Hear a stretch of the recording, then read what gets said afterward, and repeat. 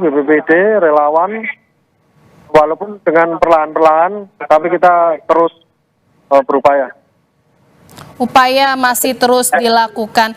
Lalu kan akses jalan semuanya terputus, namun satu alat berat sudah datang dan sudah mencoba untuk membuka jalan. Kira-kira akses mana saja Pak yang tadinya tertutup saat ini sudah bisa dibuka atau sudah bisa dilalui oleh petugas?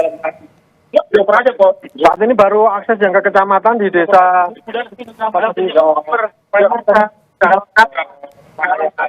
di Sawanayasa sudah bisa diakses.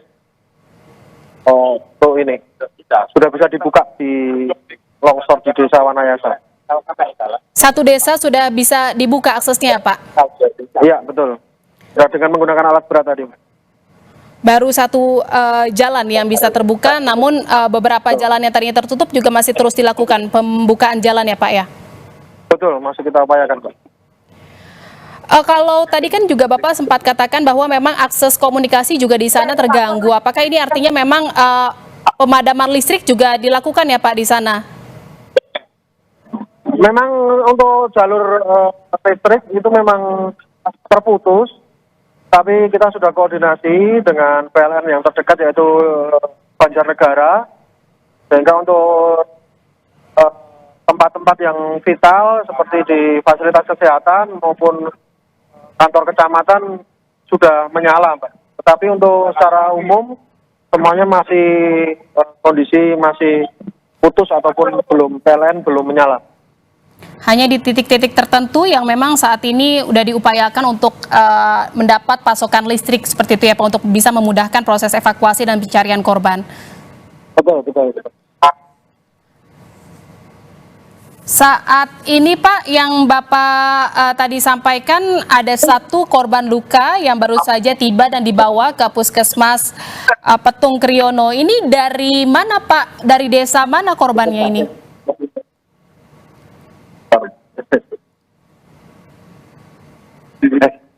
Ini yang barusan masuk ini tadi dari mana? Kasimpar juga.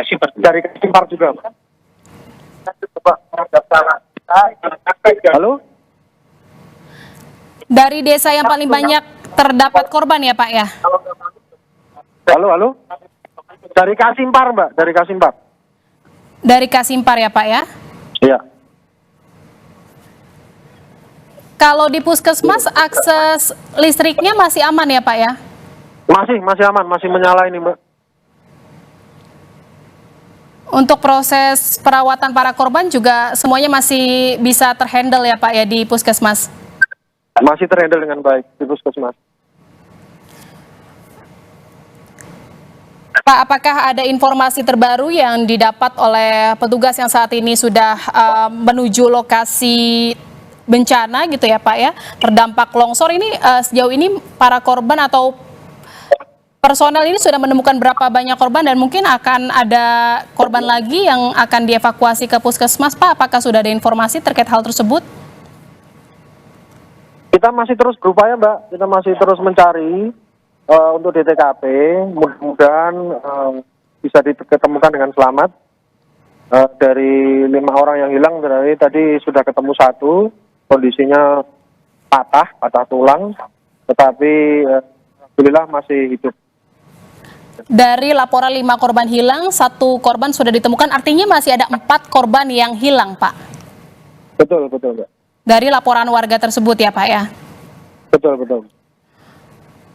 Selain alat berat Pak, apalagi upaya petugas gabungan di sana untuk bisa membuka akses jalan dan juga untuk membuka akses komunikasi di sana yang tadinya juga terganggu? Kita sementara masih menggunakan alat-alat sederhana atau alat konvensional dengan dibantu oleh masyarakat, sehingga memang untuk upaya pencarian kita perlahan-lahan, tidak bisa cepat gitu. Tetapi mudah-mudahan dengan akses sudah bisa dibuka, alat berat juga sudah bisa masuk, bisa mempercepat untuk upaya penyelamatan. Demikian.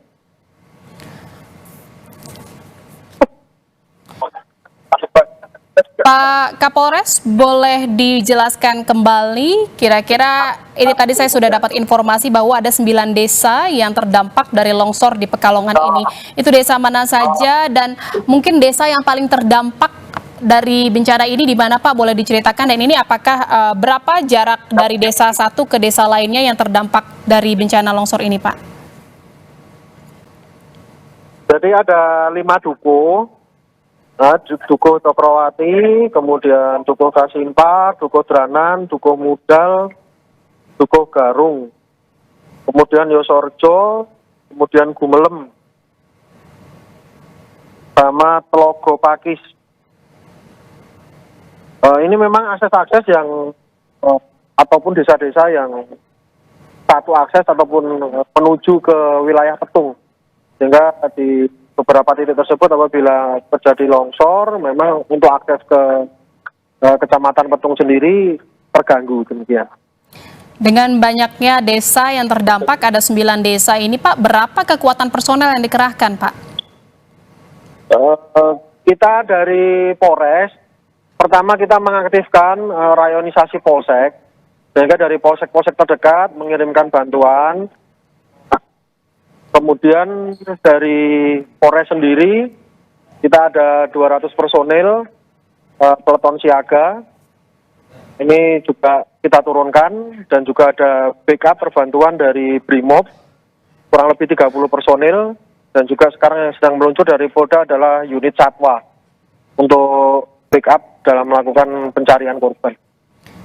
Baik, kekuatan personelnya dimaksimalkan seperti itu ya Pak. Terima kasih atas informasinya, Kapolres Kabupaten Pekalongan AKBP Doni Prakoso Witmanto. Terima kasih Pak, salam sehat. Terima kasih Mbak.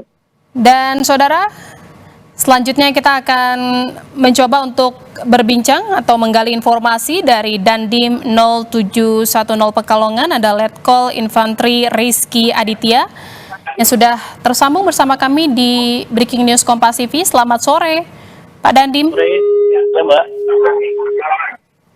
Pak Dandim sudah mendengar suara saya, Pak ya? Ya. Pak Dandim, bisa diceritakan saat ini total update korban akibat longsor di Pekalongan berapa, Pak? Korban longsor 17, Mbak. Untuk yang meninggal dunia ditemukan 17 orang, kemudian luka-luka 11 orang. Yang masih hilang dilaporkan 8 orang. Demikian. Oke, baik. Dipastikan lagi oleh saya, Pak, ini 17 orang meninggal dunia, terlukanya ada 11 orang dan 8 orang hilang ya, Pak ya, dinyatakan hilang dan masih dalam pencarian. Saat ini posisi Pak Dandim di mana, Pak? Saya di depan puskesmas depan puskesmas. Nah, ini pusatnya, sementara mau evakuasi bawa ke sini. Kemudian sementara tempat ini yang paling aman untuk dirikan posko. Pak Dandi, mohon maaf, saya tidak terlalu dengar jelas suara Anda. Boleh didekatkan Pak mikrofonnya ke mulut Anda, jadi suara yang Anda dengarkan ya bisa terdengar. Ya. Bagaimana Pak tadi posisi Bapak di mana, dan boleh diceritakan apa yang upaya yang sedang dilakukan di lokasi Bapak berada saat ini? Di lokasi ini kita berada di depan Puskesmas Petung Kriono. Tempat ini adalah tempat yang paling aman sementara untuk melaksanakan pendataan dan juga evakuasi korban. Di sini menjadi posko sementara yang kita gunakan, sehingga semua informasi terpusat di depan Puskesmas Petung Kriono. Ini posko yang telah didirikan dan juga warga yang melaporkan anggota keluarganya hilang dilaporkan ke posko di depan Puskesmas Petung Kriono ini ya Pak ya, tempat Bapak berdiri saat ini. Baik ya, Pak Dandim, boleh diceritakan bagaimana sekarang sejauh ini proses upaya pencarian dan juga evakuasi para korban Pak di lokasi longsor? Untuk di lokasi longsor, ya tetap kita laksanakan secara manual Mbak, karena memang alat berat ini masih dalam perjalanan, sebentar lagi sampai. Kita juga masih belum bisa memastikan apakah alat berat bisa keluar atau tidak, sehingga nanti kita nilai dulu medan di lapangan, kemudian laksanakan lebih lanjut setelah kita nilai bersama. Sejauh ini berapa Pak alat beratnya yang sedang diupayakan untuk didatangin ke lokasi? Sebentar lagi di belakang ini satu Mbak, baru satu. Satu ya Pak ya, dan ini difokuskannya akan tiba berapa lama lagi Pak kira-kira? Kurang lebih mungkin 10-15 menit lagi sampai. Fokusnya nanti akan diupayakan atau diprioritaskan kemana Pak pembersihan oleh alat berat ini? Ya tentunya kita akan sedekat mungkin ke lokasi, Mbak. Demikian. Sampai sejauh ini proses evakuasi masih dilakukan secara manual ya Pak ya? Ya, betul. Berapa banyak kekuatan personel yang dikerahkan Pak? Untuk personil TNI Polri kurang lebih 150 orang sudah di sini, Mbak. Kemudian dari Basarnas juga sudah ada, dari Tagana, semua sudah berkumpul. Saat ini proses atau upaya pencariannya difokuskan ke mana saja Pak? Titik lokasi longsor, Mbak, itu ada di sekitar 3 kilo dari lokasi yang saya berdiri ini. Mbak, bentar gitu ya, Mbak. Nanti kita laporkan lagi. Oh iya Pak, saat ini Bapak boleh terakhir Pak sebelum menutup, Ya. Bagaimana jika ada anggota keluarga yang merasa mungkin atau yang khawatir anggota keluarganya terkena atau menjadi korban longsor di Pekalongan ini, bagaimana imbauan kepada mereka Pak untuk bisa mencari tahu kabar dari anggota keluarga mereka di Pekalongan yang diduga mungkin menjadi korban longsor? Ya, untuk sementara silakan datang ke posko di depan Puskesmas Putung Kriono. Sementara untuk data korban meninggal dan korban luka juga sudah ada di sini. Silakan datang ke sini untuk cari informasi lebih lanjut. Dan kemudian apabila ada yang merasa kehilangan anggota keluarga, silakan untuk melaporkan di posko. Demikian, Mbak. Pak, kan di sana saat ini kondisi material tanahnya masih belum stabil ya Pak ya, masih basah gitu ya Pak. Ini apakah nanti memungkinkan untuk alat berat bisa sampai atau tiba di lokasi Pak?